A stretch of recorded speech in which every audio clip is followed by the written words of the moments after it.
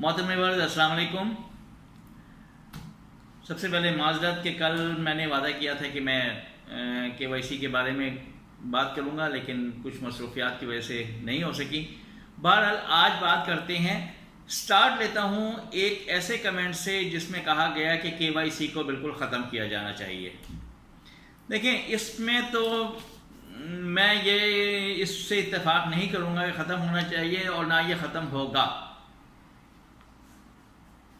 ये एक अच्छी चीज़ है, सब पाकिस्तानियों के लिए अच्छी चीज़ है। बल्कि देखिए, हमारे मुल्क में तो ये अब शुरू हुआ है, इंटरनेशनली तो ये पहले का हो रहा है कि मेरी जेब में जो पैसे पड़े हैं वो कहाँ से आए हैं, किसने दिए हैं, किसने आके डाले हैं। तो जो एक किस्म की ये कहें कि जी ब्लैक मनी जो है वो थोड़ा सा उसको जो है रुकावट मिलेगी। ख़त्म करने की क्यों ज़रूरत है? अगर मेरे पास पैसा है और सही सोर्स से मैंने लिया है तो मैं डिक्लेयर कर सकता हूं कि जी ये पैसा मुझे यहां से मिला है। अब आती है बात कि एक साहब ने कहा कि जी अनएम्प्लॉयमेंट KYC में फॉर्म में है। ठीक है, अनएम्प्लॉयमेंट का कॉलम उसमें है, लेकिन अगर मेरी कोई जॉब नहीं है, मैं खा पी रहा हूं, कपड़े पहन रहा हूं, तो मुझे वो कौन दे रहा है?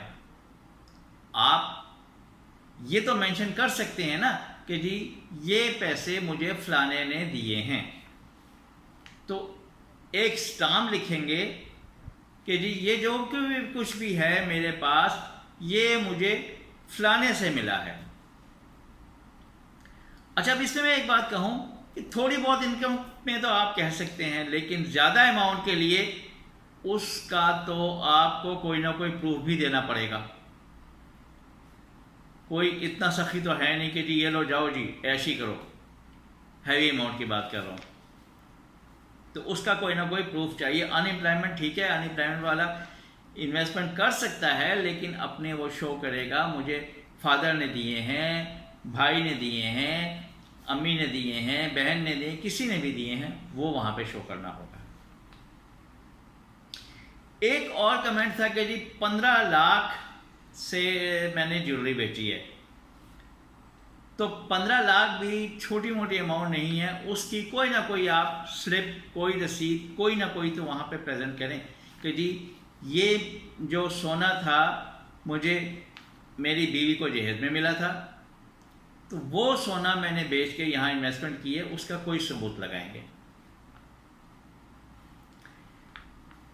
उसके बगैर जो है ये थोड़ा सा मुमकिन नहीं होगा कि हम ऐसे ही शुरू कर दें, ऐसे ही हम लोग कह दें कि जी हाँ जी मुझे फलाने ने ज़ुबानी पैसे दिया है।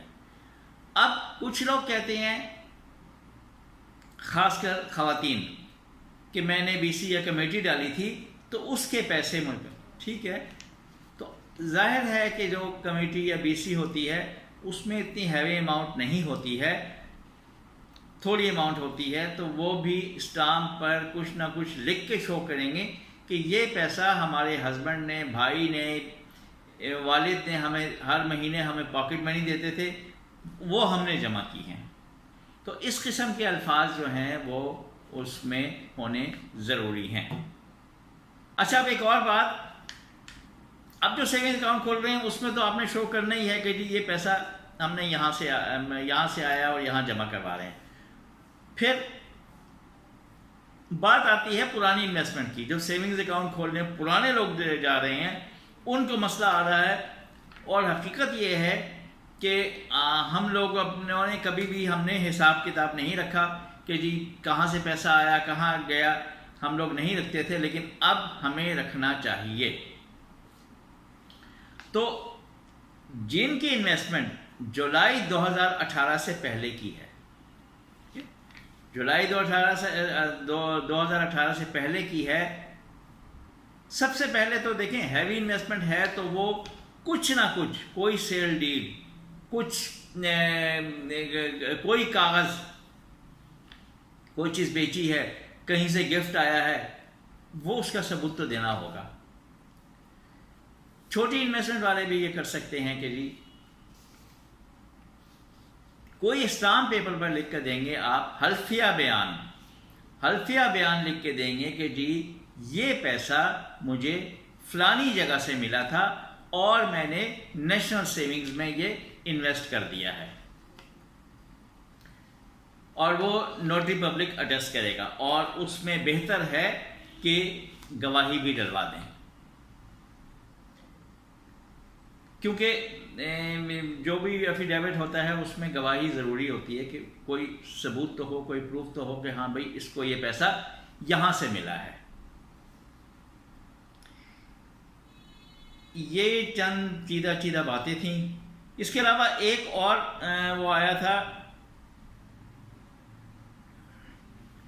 कि हम बच्चों के नाम पे जो लेते हैं, बच्चों के नाम पे भी हम लेते हैं सर्टिफिकेट्स, तो पैसा हम दे रहे हैं, हमारी इन्वेस्टमेंट शो होगी कि जी हमारी इन्वेस्टमेंट नहीं, हमारा सोर्स ऑफ इनकम शो होगा कि ये मेरे पैसे थे और ये मैंने इस बच्चे के नाम पे मैं कर रहा हूँ। जॉइंट की सूरत में भी किसी एक की जो है सोर्स ऑफ इनकम चल जाएगी कि जी ये पैसे मेरे हैं और मैं जॉइंट अपने बहन के साथ, भाई के साथ, वालिद के साथ, वालदा के साथ, बेगम के साथ, इनके साथ मैं जॉइंट कर रहा हूँ, ये पैसे जो हैं ये मेरे हैं। ये थोड़ी सी वो हैं। और जब आपको अब ये एक सहूलत मिल गई है कि स्टाम्प पेपर पर हल्फिया बयान दें कि ये मेरी इन्वेस्टमेंट फलानी जगह से आई थी और मैंने यहाँ नेशनल सेविंग्स में जमा की। या कुछ लोग ऐसे भी होते हैं कि जिन्होंने नेशनल सेविंग्स में बहुत अरसे से चले आ रहे हैं, प्रॉफिट लिया, प्रॉफिट फिर जमा कर दिया, प्रॉफिट घर लेके नहीं गए, तो वो ये स्टेटमेंट्स वगैरह इस किस्म के हल्फिया बयान स्टाम्प पेपर पर लिखकर ब्रांच में दे दें, इंशाल्लाह काबिल कबूल होगा। इसके अलावा अगर कोई बात हो तो बिल्कुल बताएं, मैं हाजिर। अपना ख्याल रखिएगा। अल्लाह।